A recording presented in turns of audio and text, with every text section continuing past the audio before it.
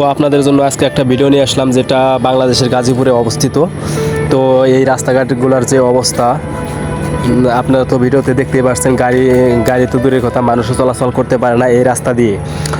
তো একটা রিক্সা যদি যাইতে হয়, তো দেখেন একদিনের বৃষ্টিতে যে অবস্থা হয়েছে, সেটা কিন্তু অনেক মারাত্মক অবস্থা।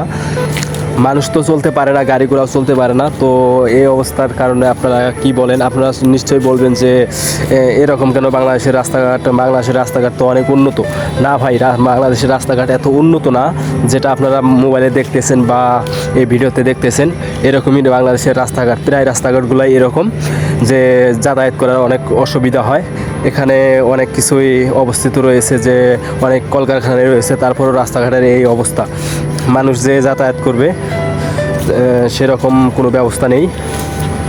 দেখেন, এখন রাস্তাঘাটে যদি আপনি 5 টাকার ভাড়া 10 টাকা নিতেছে, কারণ রাস্তাঘাটে পানি, আপনি তো যাইতে পারবেন না, হাইটা যাইতে পারবেন না। আপনার না হয় প্যান্টটা না ভিজে, যা পরেন সব কিন্তু ভিজে যাবে। আর প্রায় কিছু কিছু জায়গায় হাঁটু তুরি পানি।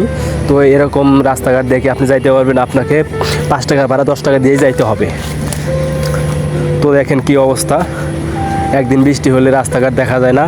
আর এখানে কিন্তু প্রায় বৃষ্টি হয়, আর বৃষ্টির কারণে দেখেন রাস্তাঘাটের তো মারাত্মক অবস্থা। এই অবস্থায় কি আমরা চলাফেরা করতে পারবো? তো দেখেন, এই যে একটু সাইড দিয়ে কিন্তু একটু সিস্টেম আছে, যাওয়া আসা করার একটু সিস্টেম আছে। এখন দিয়েই আমাদের সকল ভাইয়েরা যাইতেছে।